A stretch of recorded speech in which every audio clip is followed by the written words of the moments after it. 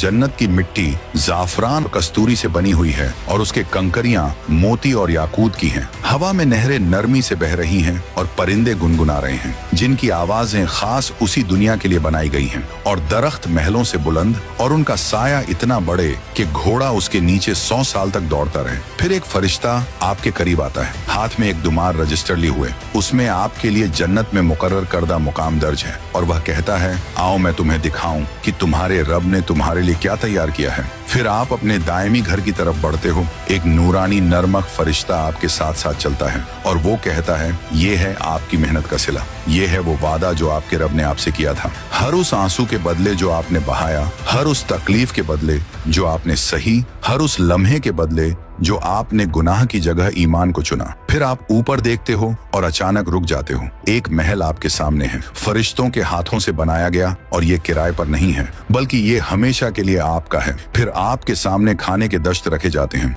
फल, गोश्त, मशरूबात, सब कुछ आपके रब के हाथों से खास आपके लिए तैयार किया गया है। और आप एक फल का जायका चखते हो और वो हर उस जायके जैसा लगता है जो आपको दुनिया में पसंद था, लेकिन साथ ही ऐसा अनोखा जो कभी चखा ना हो। और आप एक घुट पीते हो और आपका दिल एक ऐसी पाकीज़ा खुशी से भर जाता है कि आप सोचते हो, क्या मैं कभी दुनिया में वाकई खुश था। फिर दरवाजा खुलता है और कोई अंदर आता है। फिर आपकी सांसें रुक जाती हैं। ये आपके अपने हैं, आपके अहले खाना, वो लोग जिन्होंने आपके साथ ईमान में जिंदगी गुजारी और आपकी जद्दोजहद दुआओं में शरीक थे। उसके बाद जन्नत में दाखिल हो रहे हैं, खूबसूरत नूरानी मुस्कुराते चेहरे। इसीलिए कुरान मजीद वादा करता है, हमेशा रहने वाली जन्नतें वो उनमें दाखिल होंगे, अपने बाप दादा बीवियों और औलाद में से जो नेक होंगे। और फिर आंसू आते हैं, लेकिन गम के नहीं, खुशी के आंसू। और उस लम्हे आपको एहसास होता है, हर बार जब आपने उनके लिए दुआ की, हर बार जब आपने अल्लाह से कहा कि हमें आखिरत में इकट्ठा कर दे, तो अल्लाह ताला ने आपकी दुआ सुनी और अब आप सब इकट्ठे हो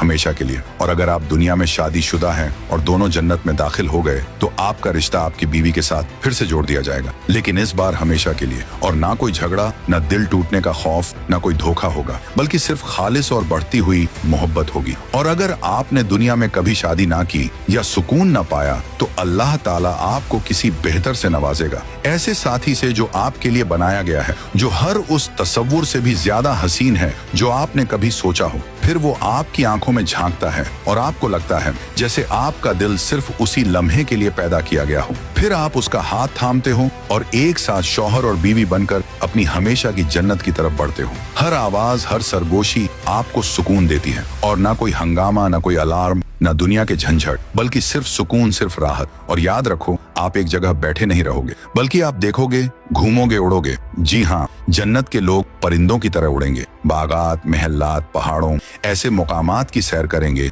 जिन्हें ना कभी किसी ने देखा, ना कभी सोचा। फिर आप अपने दोस्तों से मिलोगे, यकीन करो जन्नत में आप दावतें दोगे, और आप अंबिया के साथ बैठोगे, सहाबा इकराम के साथ हंसी मजाक करोगे, और आप जन्नत के दर्जात चढ़ोगे। हर दर्जा पहले दर्जे से ज्यादा खूबसूरत, ज्यादा नूरानी। लेकिन जन्नत सिर्फ एक दर्जा नहीं है, ये कई दर्जात पर मुश्तमिल है, ऐसे जैसे रोशनी के एक लामहदूद मीनार की मंजिलें हों। इसलिए आप सल्लल्लाहु ताला अलैहि वसल्लम ने फरमाया, जन्नत के 100 दर्जे हैं, और हर दर्जे के दरमियान का फासला ऐसा है जैसे आसमान और जमीन के दरमियान के फासला होता है। और उन तमाम दर्जात में सबसे बुलंद तरीन, सबसे मरकजी, सबसे खूबसूरत मुकाम है अल फिरदौस। उसी के ऊपर अल्लाह ताला का अर्श है, और यहीं से जन्नत की नहरें जारी होती हैं। और इस मुकाम के सबसे करीब होंगे अंबिया, शोदा, सच्चे लोग और मोमिनों के वो बच्चे जो बालिग से पहले वफात पा गए। और आप